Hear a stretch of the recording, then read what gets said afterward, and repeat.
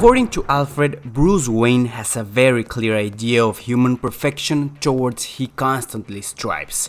His is the absolute physical mastery of the top martial artists, gymnasts and yogins, the logical and deductive skills of masters philosophers, forensic scientists and detectives, the understanding, discrimination and moral clarity of ultimate Zen adepts. His mind and body are those of an unprecedented human with no equal. And also, according to Alfred, young Damian Wayne is the inheritor of his father's courage, determination and his desire to do what is right. Yet, that's not exactly true when Damian dons the mantle of the boy wonder, and you can almost say that it is at its worst when he becomes the new Caped Crusader. But the truth is that for the Batman that Damian embodies, that inability to reach the heights of Bruce is actually wonderful. The Batman of Bruce and the Batman of Damian are total polar opposites, but they are always looking for the same thing: justice and protection of Gotham City. And you may be wondering, so Absa, why are you bringing BatDamian right now? Is it just because you read Deceased and wanted to talk about that Batman? And well, even though that is happening in Deceased, actually I recently finished reading Grant Morrison's Batman run, and the more I read about Damian, and even that BatDamian, I actually kind of like him more and more. You see, the Batman embodied by Damian is not a paragon of justice like Bruce. He isn't the best detective. He actually cheats in his combats and well, he even kills.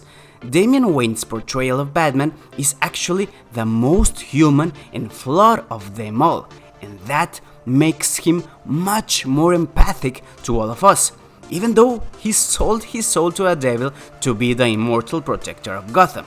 To Bruce, BatDamian probably is the worst Batman to ever exist, yet his imperfections make him one of the best modern portrayals of Batman, one which we can almost identify ourselves with, contrasting enormously to Bruce Wayne, a human being who is far from being normal or average.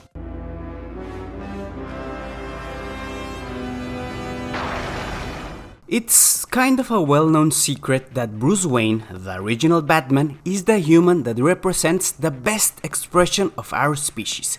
Nobody else can live to his standards. That's why he's mostly the only normal human that belongs to the inner circle of the Justice League. And not only that, but he is also the only mortal whose voice is listened and respected, since he is considered to be on the same level as the gods and demigods of Krypton, Themyscira and Atlantis, just to name a few. He's the legendary human that could stop Darkseid, Barbatos and even more recently Perpetua. Such is his perfection that there's this running meme that says, "Always be yourself. Unless you can be Batman, then always be Batman." And probably that level of perfection of someone is why we have only two possible outcomes: fascination or loathing. There are some fans that claim that Batman is the best superhero of all the medium, and there's the others who think that Batman is just, well, Gary's too. The thing is that, depending on the writer, both of them can be correct, but that is a topic for another video. What I want to explore here is the fact that sometimes a human so perfect and so superior can cause a level of dislike and even disgust because of the suspension of disbelief is completely broken, and the first thought that comes to our mind is, no way can somebody do something like that. And even though we are talking about fiction, the more we grow and become adults, we realize that things are never that easy.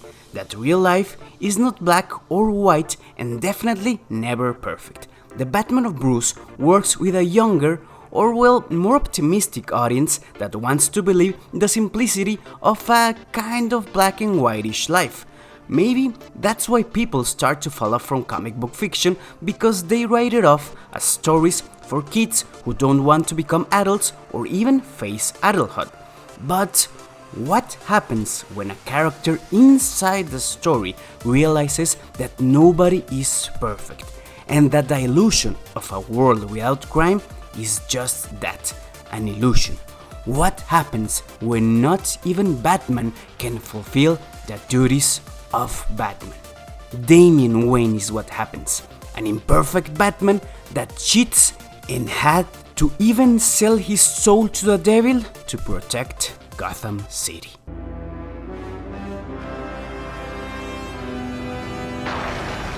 The first time that we see Damian Wayne Al Ghul, the boy has the guts to tell Batman, in other words, his father Bruce, that he imagined him taller. That's the level of arrogance that the heir of the Bat and the Demon has. The thing is, Damian decides to stay in the Batfamily as the new boy wonder, and contrary to all belief, he starts to get the methods of the family. He even stopped killing criminals, something that was very hard for him to stop doing since, well, he trained with the League of Assassins. Damian, as Robin, was first disliked, but slowly and gradually he earned the respect of the whole Batfamily, even Tim Drake. Something curious here is that throughout Morrison's run, Damian was more a Robin for Dick Grayson version of Batman. Dick and Damian were the newest dynamic duo for a lot of time before the New 52, and what was the most interesting part was the fact that the first Robin, that young and giggly boy, was now a Batman who did smile, and the new Robin was the one with a perpetual frown and haunting face, a role reversal we had never ever seen before.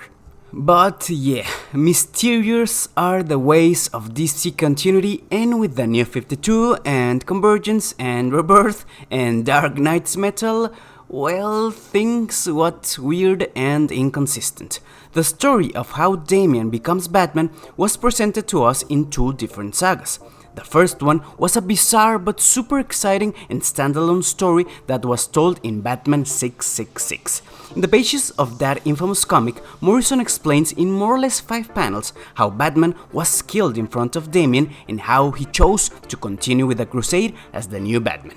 That story is amazing. It's weird, it's short, it's action-packed, and we even have a final showdown between the Bat Devil and Damian.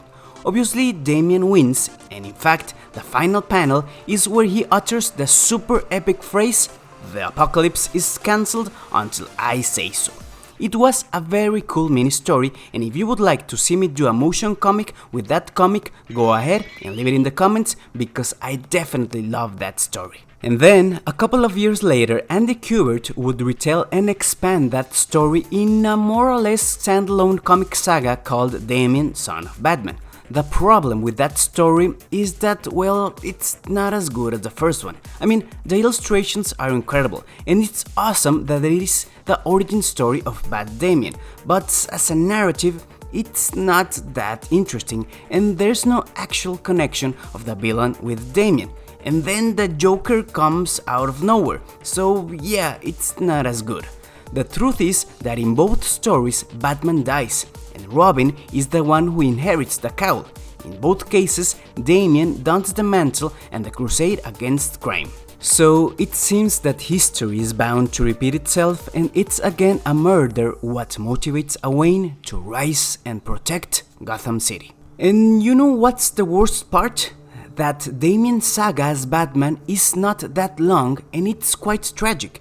Grant Morrison never intended for BatDamian to be as important as it was, and he actually used Damian's future as a way to explain that Bruce would never allow that to happen.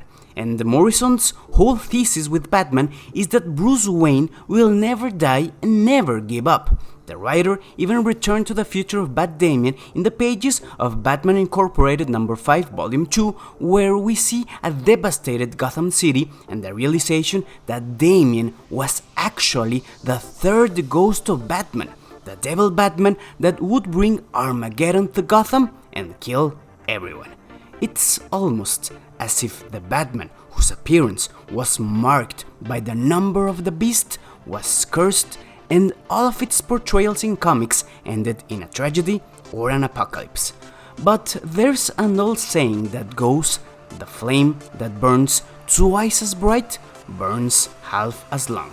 And that's definitely the case of Damian, and precisely why it's worth paying attention and realizing that even when all is lost, you can still get up and keep moving.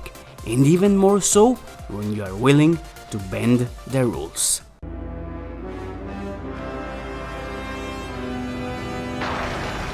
One of the reasons I really like the portrayal of Damian as Batman is because of how self-aware the character is regarding the tremendous burden of being Batman. The drive and motivation of Bruce stems from that brutal moment in his childhood where his parents were tragically killed by a petty criminal. And Bruce uses that drive to overcome any and every obstacle that comes his way. But Damian doesn't have that relentless drive, and you may even say that there are very few individuals who have that strong willpower and action. Damian is aware of his limitation, and that's why he even uses cheat strategies to his advantage. He bends the rules of combat and is willing to do whatever it takes to succeed. On the one hand, we have Bruce, a human who knows no limits and is unstoppable for that very reason. But on the other hand, we have Damian, a human who is aware of his own limited potential, works his way around those limits by using underhanded techniques, and manages to also become unstoppable. And you know what? I believe that it is healthier to know our limits and try to move past them by bending the rules than try our best to become some perfect being that will in reality never happen. We have to be very self-aware human beings to succeed in this world. One panel sequence that more or less explains his way of thinking and how he actually manages to protect Gotham City as Batman has Damian saying that he spent his first 3 years as Batman making the job easy for himself. And as his father used to say, victory is in the preparation, so he turned the city itself into a weapon. He booby-trapped every single prominent building in Gotham. I knew I'd never be as good as my dad or Dick Grayson, but I promised I wouldn't leave Gotham without a Batman, so I specialized in cheating. And I know, cheating is such a strong and bad word, so let's pretend that Damian said instead, I specialized in alternative strategies. What's interesting about those couple of lines is the fact that instead of feeling bad about being Batman, instead of putting the idea of Batman on a pedestal and striving to be an identical copy of previous users, he adapted the mantle and the crusade to his strengths. Instead of being immobilized by the tremendous burden that being Batman implies, he played with the concept, modified it, and expanded what it meant to protect Gotham as the Caped Crusader. There are a lot of people that can't live up to their family's last name, with the burden of that collapsing their entire life. Hell, there are some times that even the weight of your father's or mother's dream can stop you. How many cases have there been where people spent their whole lives living under the shadow of a last name and did nothing about it, staying in the shadow forever and being eternally unhappy? The truth is that we better have good self-awareness about ourselves to be able to get out of the shadows and be our own true self, even if that means not fitting into the status quo.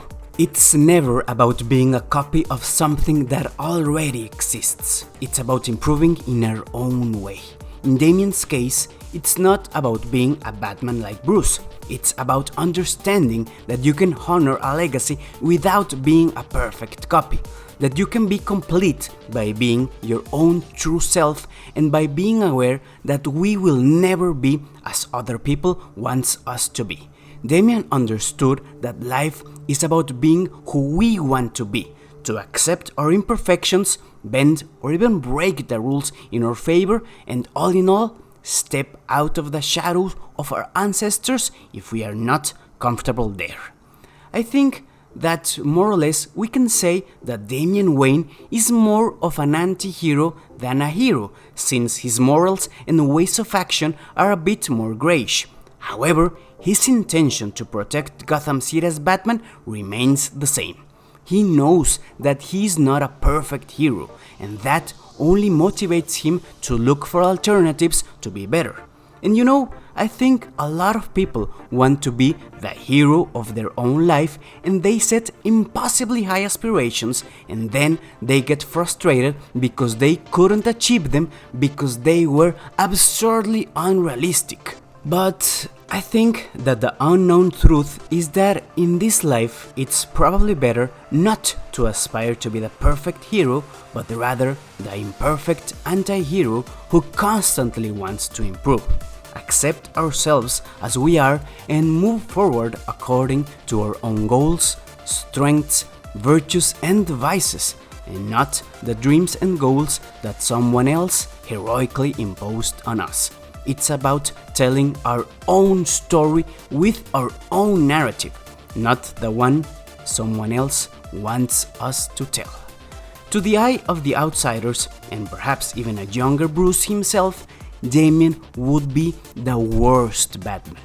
But to my eyes, the eyes of a fallible and imperfect human, Damian Wayne's Batman is the most aspirational of all of them because he exemplifies that even Batman can fail and cheat, and that doesn't make you less heroic as long as you get back up and continue moving forward.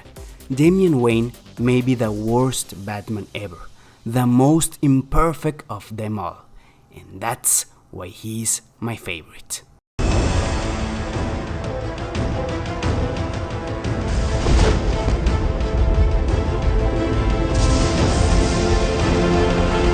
Wow, a lot of time has passed since I uploaded a video to the channel. I really hope you liked this little exploration of the original BatDamian created by Morrison and Kubert. I may have overthought some ideas of the character, but there's no denying that he is one of the best parts of that legendary Batman run. And well, regarding this channel, I'm going to start uploading more frequently, trying to balance between American comics, new and old, and also anime and manga. And Gundam, definitely Gundam.